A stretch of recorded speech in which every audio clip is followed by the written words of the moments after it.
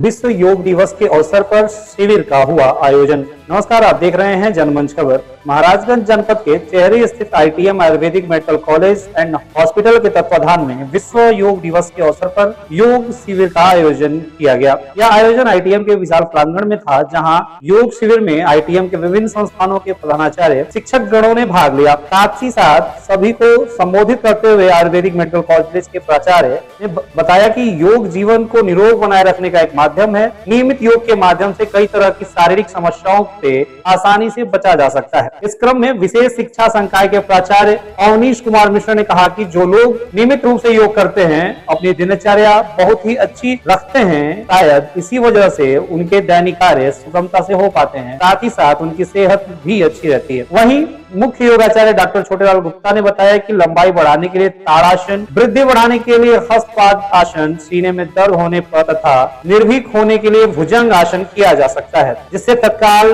प्रभाव दिखने लगते हैं और आपको इसका असर भी दिखता है। इस अवसर पर आईटीएम मेडिकल कॉलेज के डॉक्टर किरण, डॉक्टर परमेश्वर, डॉक्टर राघवेंद्र मिश्रा, मोहम्मद सदीक, फार्मेसी प्राचार्य डॉक्टर मनीष कुमार श्रीवास्तव, डॉक्टर राजीव चौहान, उप निदेशक डीके सिंह, अमित कुमार मिश्रा, सहायक आचार्य डॉक्टर अतुल के साथ साथ ढेर सारे लोग उपस्थित रहे। साथ ही इसमें विशेष रूप से दिव्या पब्लिक स्कूल एवं Divya college of special education के संयुक्त तत्वाधान में इस योग कार्यक्रम का आयोजन हुआ, जिसमें छात्र छात्राओं ने भी भाग लिया। आपको बता दें कि विश्व योग दिवस के अवसर पर देश के हर कोने से योग शिविर के आयोजन की खबरें आ रही हैं। शिक्षण संस्थानों में लोग संकल्प लिए कि सालाना दैनिक दिनचर्या में योग को शामिल करेंगे। 9वें योग दिवस के अवसर पर क्षेत्र के गणमान्य लोगों ने भी योग शिविर में भाग लिया और साथ ही लोगों को योग करने के लिए प्रेरित किया। Bureau report, Maharajganj.